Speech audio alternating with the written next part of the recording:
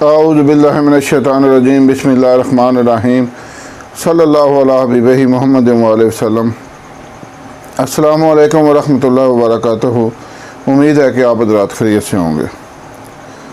آج کا موضوع ہے بور کے درخت کے فوائد، اس کے پتوں کے، اس کے پھل کے، اس کی ٹہنیوں اور جڑوں، اور خاص طور پر بور کا دودھ، اس کے فوائد، اور بور کا دودھ نکالنے کا بہت بہترین اور آسان طریقہ جس سے آپ منٹوں میں بور کا دودھ نکال لیں گے، اور ایک انتہائی بہترین قوت باء کے لیے بور سے دودھ سے تیار ہونے والا لاسانی نسخہ، بہترین چیز۔ اور وہ نسخہ ایسا ہے کہ جس کے استعمال سے اگر آپ مشتنی اور غلام بازی کی وجہ سے مردانہ کمزوری کا شکار ہیں تو وہ نسخہ آپ کی ساری کمزوریوں کو دور کر دے گا۔ اگر آپ صورت انزال کے مریض ہیں، یعنی بیوی کے قریب جاتے ہی آپ کا انزال ہو جاتا ہے، یعنی دخول سے پہلے یا دخول کے فوراً بعد ہی، تو یعنی اگر آپ کا ٹائم نہیں لگتا مباشرت کے دوران، تو یہ اس کے لیے بھی بہت بہترین نسخہ ہے۔ اگر عضو تناسل میں ڈھیلا پن ہے، وہ مباشرت کے وقت صحیح طرح سے اس میں تناؤ نہیں ہوتا، اس کے لیے بھی بہت بہترین ہے۔ اگر آپ ذکاوت اس کا شکار ہیں، یعنی آپ کے عضو تناسل کی حص بڑھ گئی ہے، یعنی کپڑا لگتے ہی عضو تناسل سے مادہ منویہ خارج ہو جاتا ہے، یا دخول کے فوراً بعد ہی، یہ بھی ذکاوت حص کا بھی مسئلہ ہوتا ہے، اس کے لیے بھی یہ بہترین ہے۔ ہاں، اگر آپ کے جراثیم کمزور ہو چکے ہیں یا کم ہو چکے ہیں، یا مادہ منویہ کی پیدائش ہی کم ہو رہی ہے، تو یہ اس کے لیے بھی بہت بہترین ہے۔ یہ سارے فوائد اس میں پائے جاتے ہیں جو میں آج آپ کو نسخہ بتاؤں گا الحمدللہ۔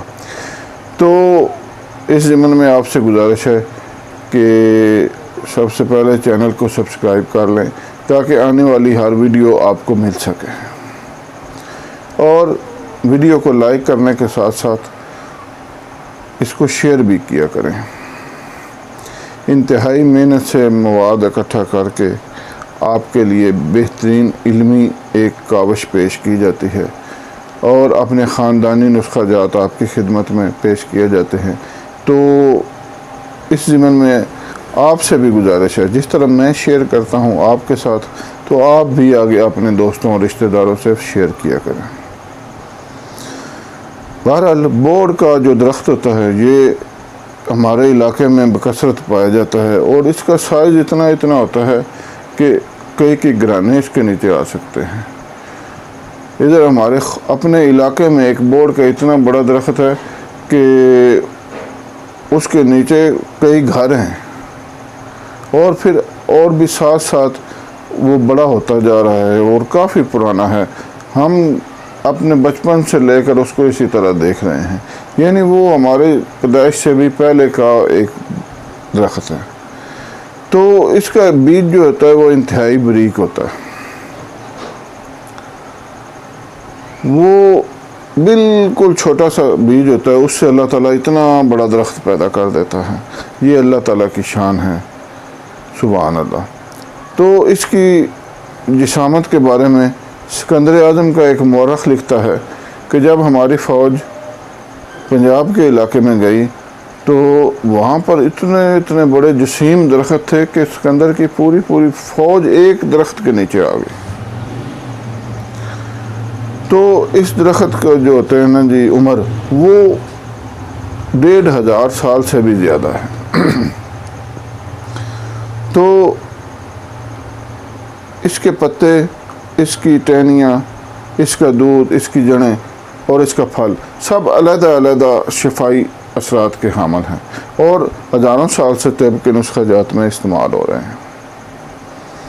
آج میں آپ کو اس کا دودھ نکالنے کا انتہائی آسان طریقہ بتاؤں گا جو کہ دوائیوں میں استعمال ہوتا ہے، اور اس کے پتوں کا رب وہ نکالنے کا طریقہ بتاؤں گا، اور اس کے پھل کو دوائی میں کس طرح استعمال کیا جاتا ہے وہ بھی بتاؤں گا، اور اس کی جڑوں سے ایک شربت تیار ہوتا ہے شربت بوڑ، وہ بھی تیار کرنے کا طریقہ آپ کو بتاؤں گا۔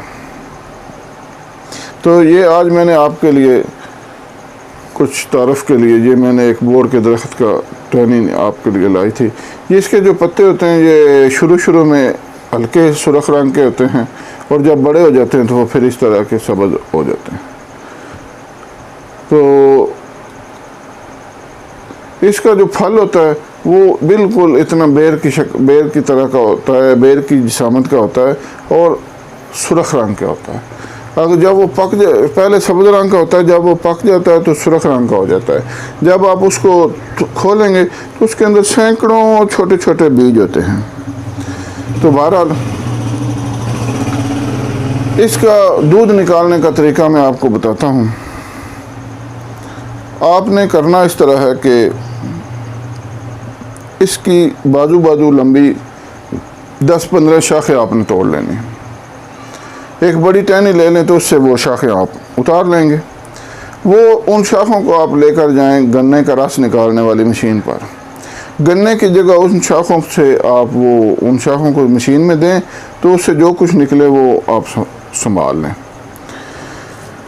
وہ ایک بوتل میں ڈال کر رکھ دیں 2 دن کے لیے۔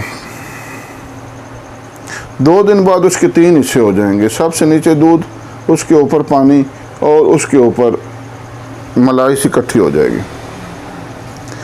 اب آپ نے اس طرح کرنا ہے کہ اس کا دودھ سنبھال کے رکھ لینا ہے، کیونکہ دودھ دوائیوں میں استعمال ہوتا ہے۔ اب میں آپ کو اس کے پتوں کا رب نکالنے کا طریقہ بتاتا ہوں۔ آپ نے اس طرح کرنا ہے کہ 10-15 کلو پتے لے لینے ہیں، ان کو ایک دیگ جتنے بڑے برتن میں ڈال کر پانی میں تو آپ نے 1 رات کے لیے رکھ دینا ہے۔ صبح اس دیگ کو پانی کے اوپر، اس دیگ کو جو پانی سے بھری ہوئی ہوگی آگ کے اوپر رکھیں پتوں سمیت، تو وہ اتنی آگ اس کے نیچے جلائیں کہ وہ ابل کر پانی آدھا رہ جائے۔ جب آپ پھر اس کو اتار کر ہاتھوں سے اچھی طرح مل کر اس کو چھان لیں، اس میں وہ پتے وغیرہ نکل جائیں۔ جو باقی پانی رہ جائے گا اس کو ہلکی آنچ پر آگ کے اوپر رکھ دیں، وہ آہستہ خشک ہوتا جائے گا۔ اس کے نیچے جو مواد بچ جائے گا وہ ہے بوڑ کے درخت کے پتوں کا رب۔ انتہائی بہترین شفائی اثرات رکھتا ہے اور دوائیوں میں بکثرت استعمال ہوتا ہے۔ بوڑ کے دودھ سے ہمیشہ تقریباً زیادہ تر مردانہ کمزوری والی دوائیں ہی بنتی۔ اب میں آپ کو اس کے پھل کا دوائیوں میں استعمال کرنے کا طریقہ بتاتا ہوں۔ اس کے پکے ہوئے پھل کو آپ اتار کر اس کو درمیان سے کھول کر کسی کپڑے کے اوپر رکھ کر چھاؤں میں رکھ دیں، دھوپ میں نہیں رکھنا، اس سے اس کے شفائی اثرات ختم ہو جاتے ہیں۔ وہ رکھ دیں، وہ جب پڑا خشک ہو جائے تو آپ اس کو پیس کر دوائیوں میں استعمال کر سکتے ہیں۔ اب میں آپ کو اس کی جڑیں کا شربت تیار کرنے کا طریقہ بتاتا ہوں۔ آپ اس کی داڑھی لے لیں، وہ بھی اس کی جڑیں ہی ہوتی ہیں، اس کو پانی کے اندر بھگو کر اس میں آپ 2 تولے زعفران کے مکس کر لیں اور اس کو قوام تیار کر کے معروف طریقہ کے مطابق تو اس کا شربت تیار کر لیں۔ وہ شربت بوڑ کراتا ہے، وہ بھی بہترین اپنے اندر بڑے شفائی اثرات رکھتا ہے اور جسم کی کمزوری کے لیے بہت بہترین ہوتا ہے۔ تو اب میں آپ کو دیتا ہوں اس کے لیے بوڑ کے دودھ سے تیار ہونے والا ایک انتہائی بہترین نسخہ، جس سے مردانہ کمزوری کی تمام علامات دور ہو جاتی ہیں۔ وہ نسخہ اتنا بہترین ہے کہ آپ اگر اس کو تیار کریں گے تو آپ خود ہی اس کے فوائد جان جائیں گے۔ اس ویڈیو کے شروع میں بھی میں نے اس کے فوائد بیان کیے ہیں، ابھی نسخہ بیان کر کے آپ کو پھر اس کے فوائد بتاتا ہوں۔ نسخہ سن لیں۔ موصلی سفید آپ نے لینی ہے 20 گرام، انڈیا کی لیں۔ سالم مصری 20 گرام، ستاور 20 گرام، سنگھاڑا 20 گرام اور زعفران 20 گرام۔ بوڑ کا دودھ 200 گرام۔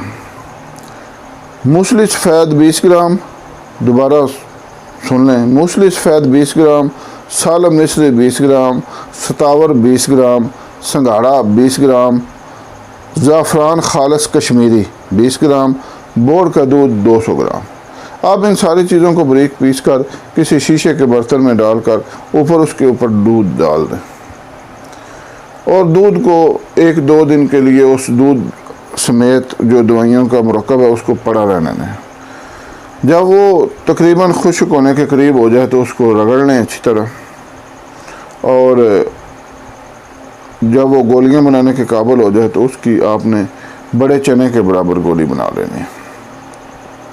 یہ انتہائی بہترین نسخہ ہے ہر قسم کی مردانہ کمزوری دور کرنے کا، ٹائمنگ کا، صورت انزال، یعنی آپ بیوی کے قریب جاتے ہی اگر آپ کا انزال ہو جاتا ہے تو اس کے لیے بہت بہترین ہے۔